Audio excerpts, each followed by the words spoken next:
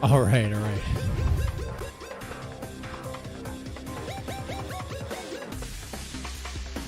Okay, all right. This is a little pre-stream for the Friday Night Reacts that will be on Kick.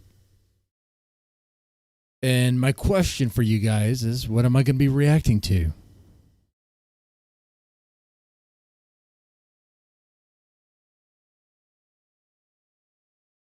I put a link in the chat.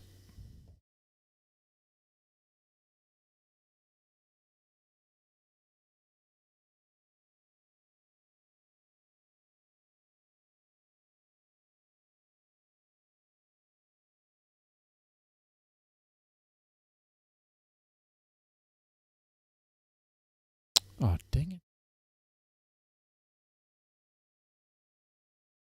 One second. Let me get that link.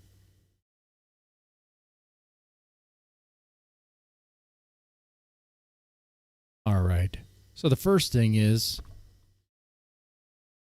send reaction requests here.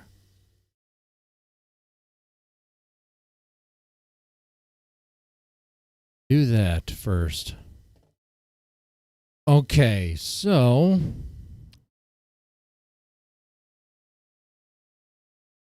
I'm sure there's going to be some baby metal. I'm pretty sure there's going to be some warning. The warning.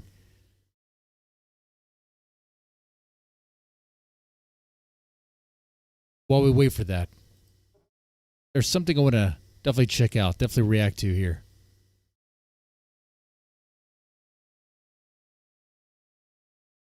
The truth behind, I guess, metal band earnings versus successful YouTubers. Okay, check this out.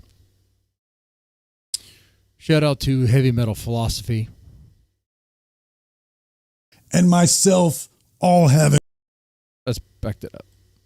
What do Cradle of Filth band members Tank the Tech, Rick Beato, and myself all have in common? We all make some amount of money from the music industry. And recently... Oh, I thought it was...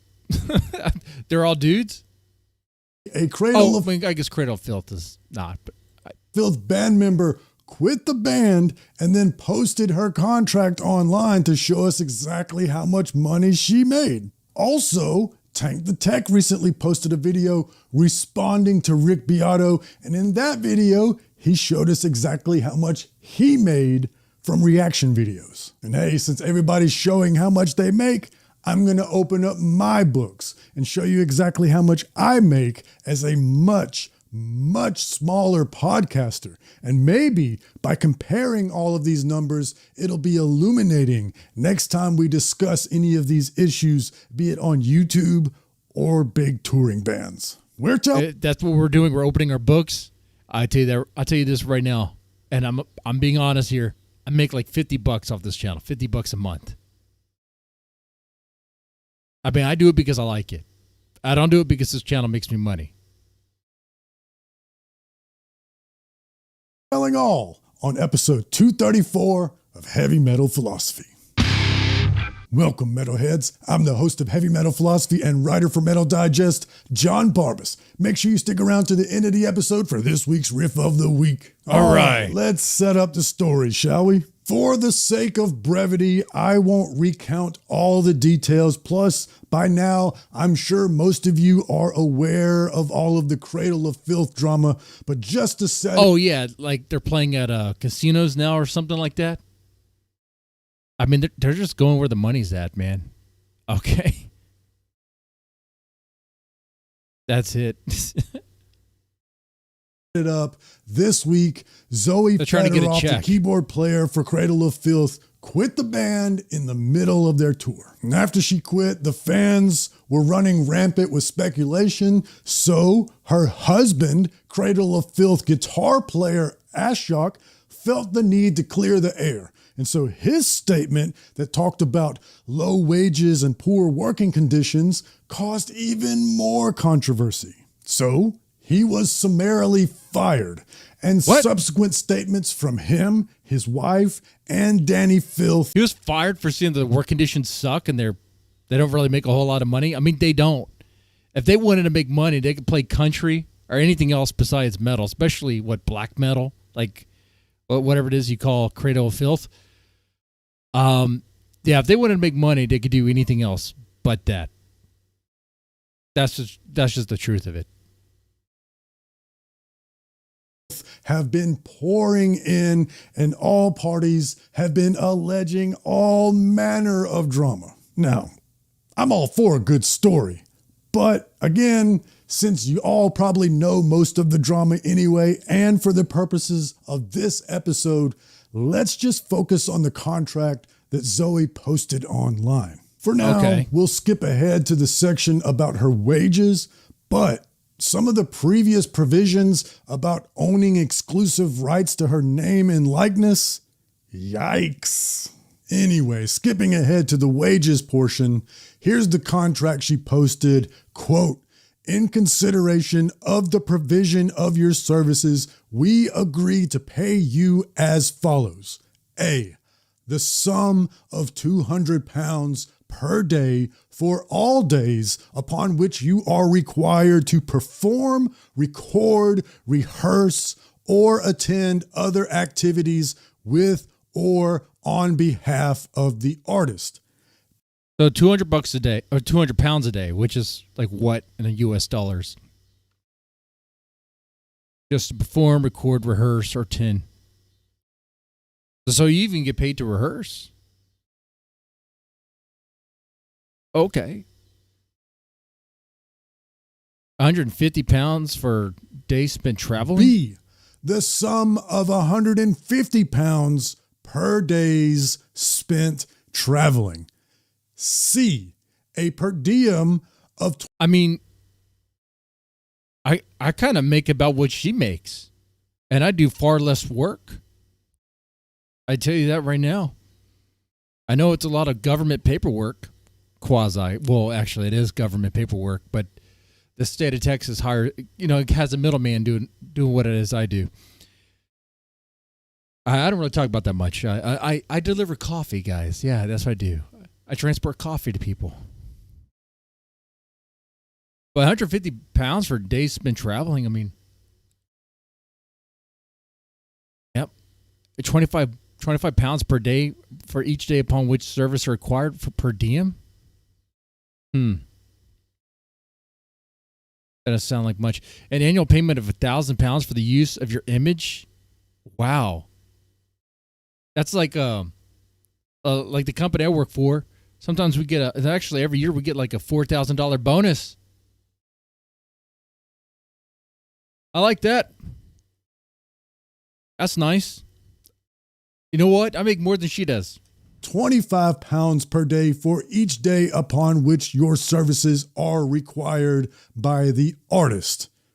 D, an annual payment of £1,000 for the use of your image and or performance in videos, merchandising, photographs, or other such promotional materials. Now here it's important to note that this is a contract that Zoe was sent after she asked for a raise, and according to the statements from Danny Filth himself, he agreed to a raise of 25%, which means she was making £160 per gig prior to this contract. And for my American friends, at the time of this recording, £160 is about $216.67. And £200, the 25% raise, is about $270.84, because at the time of this recording, a pound is worth about $1.35. Y'all,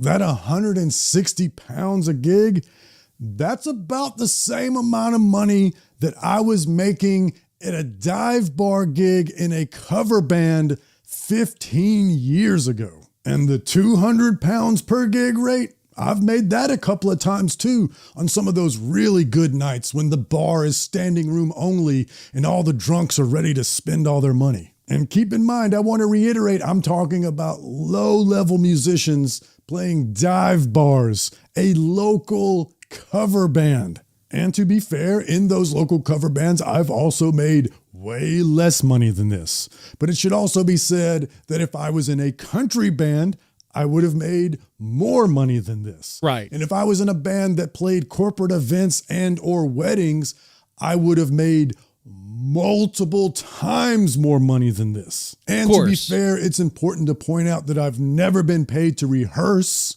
And anytime that I was in an original band, I've only ever lost money. In those original bands, even the good paying gigs, they never paid enough to cover all the money that we invested into those original projects. So while this amount that she was getting paid is kind of surprising, it's not really all that surprising. I've said it on this show a bunch of times. Y'all would be shocked how little money even the really big metal bands make. You pretty much have to be at minimum Cradle of Filth's level to not have a day job, or you have to play in multiple professional bands at the same time. Almost all of these guys play in other bands and or take gigs as drum and guitar techs on other tours and or teach guitar lessons at the same time. But the top YouTubers that cover them or react to them, what do they make, huh? When are we getting into that? Hair from Mastodon still teaches guitar lessons on the side, and as recently as 2021, Chevelle said that they didn't make any money over their career because of how bad their record contract was. So, if bands as big as Mastodon and Chevelle aren't making any money, then extrapolate that down to your favorite death and black metal bands. Damn. So getting back to Zoe's contract, it offers 150 pounds per day spent traveling but not playing a gig, plus 25 pounds per day per diem. That's roughly $237 for my Americans out there. Now, it's really common for a band of this size to play, let's say, Atlanta one night and then travel all the way to Orlando or New Orleans the very next day. And that drive is about 6.5 hours if they do not stop at all. So we'll just call it 8 hours. So to make it make sense to us blue collar folks, that's about $29 an hour on travel days, or roughly 22 pounds an hour. That's honestly not that bad of a wage for travel days, though I would like to see the per diem be higher. There's no way to eat healthy 3 meals a day for 25 pounds a day, or roughly 33 American dollars. For reference, I get 3 meals a day. Lately, I've been fasting. Only 1 meal. And it's pretty much tuna. $30 a day per diem when I travel for my day job, which is about 37 pounds. And also keep in mind, I'm talking about an enormous legacy band. Also, the contract offers 1,000 pounds per year, or roughly $1,355 for the use of their likeness rights in videos and promotional materials. That's a ludicrously low number. To get exclusive rights to my name and likeness, you're going to have to give me some money that's going to have an effect on my life. And of course, to be fair to Cradle of Filth, in Danny's statement, he said that they are also owed publishing money from the royalties for the songs that they wrote while they were in the band. So this contract is only for tours. It's not their total compensation. So they do make more money than they put on. But to me, if they're writing the songs, they're not just hired guns, they're writing the songs. And in Ashok's case, he's been in the band for more than a decade. I feel like you should probably treat them better than hired guns. I've also taken gigs as a hired gun, and this amount of money in this contract is roughly about what I made to help those bands out on tour. But I'm not nearly as established a musician as Zoe and Ashok are, and I didn't have to give my likeness rights away, nor was I expected to be at photo shoots and meet and greets. This contract was bad. And even Danny admits in his statement that it was a, quote, contract. And in that statement, he also says, quote, this is not a contract that was ever expected to be signed as is, but was... I want to get to the part where we start to talk about the YouTubers. Okay, here we go. That he makes off of YouTube reaction videos, and then compare that to how much I make for this podcast. I want to dive into this whole thing because I think some of this stuff might give you a better idea of how this works. And the heavy metal philosophy guy talks kind of slow. Dan the Tank does not, or to Take the Dan, whatever his name is, Tank Man.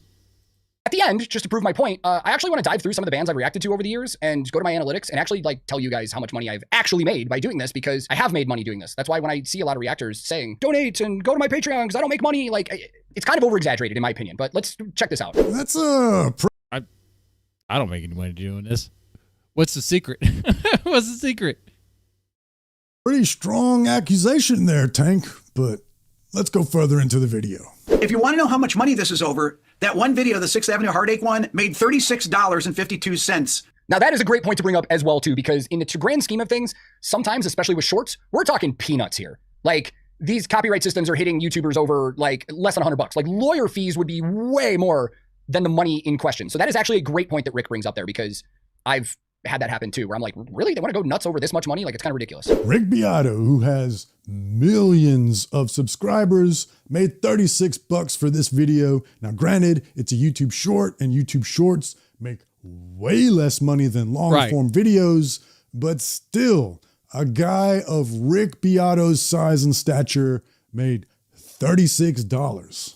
I do not have any of the copyright claim issues that people like Rick Beato and some of these other people claim to have.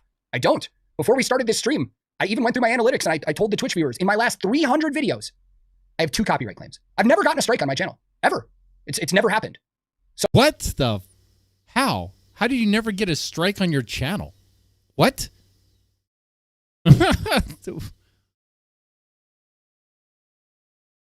of all the reactions I've ever done, I have somehow not had the same problems that all these other reactors and music content creators are having. That's because Tank and I cover metal bands, and heavy metal record labels are generally a lot cooler about this sort of thing than pop labels are. Rick covers a lot of pop and classic rock. Led Zeppelin and the Eagles, they're not gonna be happy. Eagles don't play that. I just wanted to get all this out there to see what he's saying about it, but the thing I want to really focus on for the rest of this video is how other music content creators and reactors have taken this kind of narrative about how this is so unfair and have used it to their advantage to basically lie or over-exaggerate the truth to a lot of the viewers to gain sympathy or to possibly gain subscriptions on Patreon and stuff like that, because I've been doing YouTube for 5 years now, and I've navigated the system, in my opinion, very well, and I've learned how all this stuff works. That makes sense. Having a Patreon does create... Dude, like every reaction gets claimed. I make zero money off of it.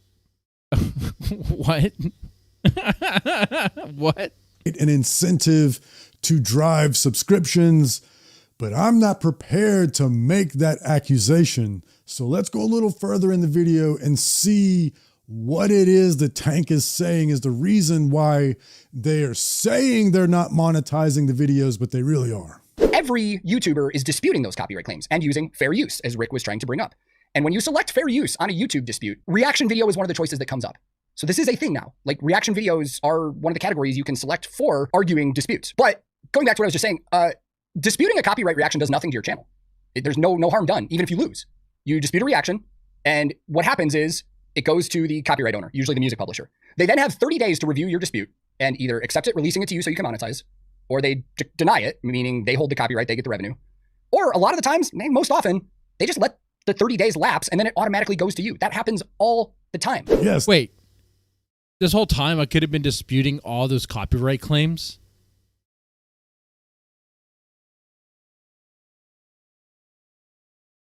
Well, that's why. This is true, but there's a really big part of this that Tank has left out. And because he says he's only gotten 2 claims, I'm going to give him the benefit of the doubt and say, maybe he just doesn't realize this, doesn't know. I'm not saying he's... Wait, he only got 2 claims? No, I thought he's 2 claims, 2 copyright claims. How are you reacting to copyrighted music and only get 2 claims? Does Tank the Tech know someone on the inside or something? He's being dishonest. But during the 30-day dispute process, all the money generated by the video is kept either by YouTube or the claimant. Also, if the video is claimed, there are several countries where the video will not be shown because of that country's local copyright laws. So for those 30 days that this process is going on, there's no money and less views. And everybody that makes reaction videos knows that all the views and thus the revenue come in the first couple of weeks when you react to that new single. But I'm guessing if the copyright claim was reversed, the money would go back or would go to you, I'm guessing. I don't know. After the 30 days, the video won't get any more views because that song will be old hat at that point. Unless, of course, it's an evergreen song like Lorna Shore, To the Hellfire, or Ginger Pisces. So to me, that's an important clarification that should be made. But from here, Tank goes on to show exactly how much money he's made from reaction videos. So at this point in the video, I'm going to go off screen and I'm going to try and pick some bands that we've said are like notorious for copyright claiming stuff and stuff like that. And I'll give you the totals. And here I'm going to read aloud some of the examples he gave for the benefit of the audio only listeners to the podcast. He's done 29 Sabaton reaction videos, gotten 11 claims, and made a total revenue of $6,600. For Slaughter to Prevail, he's done 10 reaction videos, gotten 1 claim, and made a total revenue of $3,901. Damn. For Nightwish, he's done 30 reaction videos. That's a lot. And he's gotten 26 claims, so that's a majority of them, and yet still made $4,297. So I should be reacting to some Slaughter to Prevail, and when they get claimed, which they will get claimed, fight the claim, and it takes care of itself. And then this channel could actually pay for some good quality cigars and not backwoods. Even though I shouldn't be smoking.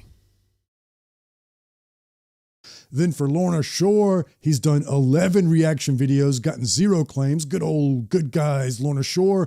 Total revenue, $6,297.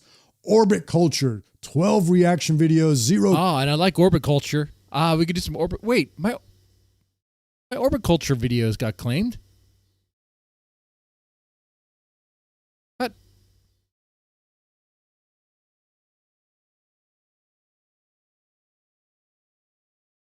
Okay. I guess I'll try to appeal them. Claims, total revenue $3,859. Falling in Reverse, total reaction videos 6, copyright claims 1. Come on, Ronnie, what you doing? And total ad revenue $3,215. And lastly, Babymetal, total reaction videos 2, total claims 2. So don't react to Babymetal, I guess. And total ad revenue $126. Now here, I really wish that Tank would have also shown how many views it takes to make that much money. Because let me tell you, Tank gets way more views than I do. To illustrate, I'll show you my YouTube analytics and how much I make per 1,000 views.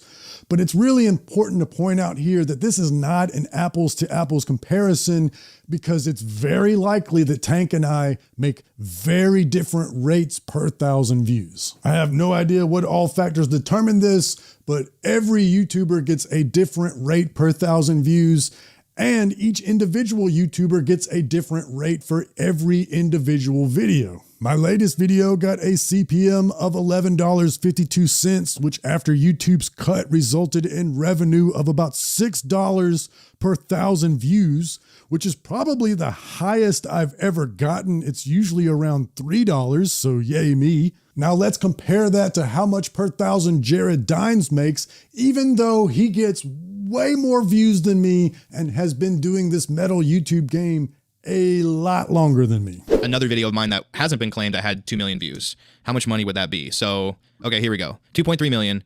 $2,981.29. So almost $3,000, which is incredibly low, by the way. I've always had terrible RPM, like $1.28 per 1,000. Most people get $3 or $4 per 1,000. According to Jared's analytics, he makes $1.28 per 1,000 views. I can't believe I make a higher rate than him. That's crazy low. And I can't explain because I don't know what factors determine this. But my basic understanding is it depends on how advertiser friendly you are and which advertisers are running ads at that time. For example, you will get a higher rate in the fall around Christmas time than you will in January. Also, if you're talking about controversial and vulgar things, you're probably not going to get McDonald's ads on your videos. Also, tech and finance YouTubers are going to make way, and I mean way higher rates than gaming and music videos are. They're going to get $15 to $20 per thousand. So now let's look at my most recent episode's revenue plus a couple of my most popular episodes. This past weekend's Best New Metal Album show had 1,600 views on its first day. I think it got the most of this year. I think it got the meat and potatoes of this. So Tank the Tech, he appeals his claims, and then he's able to make money off his reaction videos. But then he also said he only had like 2 claims. Very, very few claims. Weird. Very weird. It's almost like he is operating on a different platform. Wow.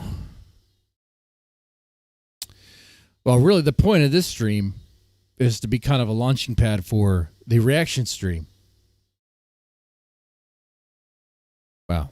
For the 2 people who watched.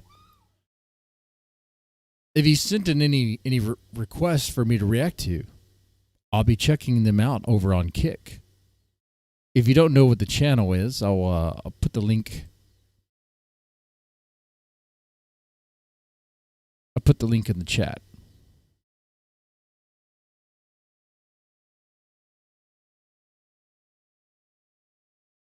All right. So bear with me. Give me about 5 minutes-ish to get that stream ready to go. And I'll be live over on Kick. And I will, we'll start the reactions. Very simple.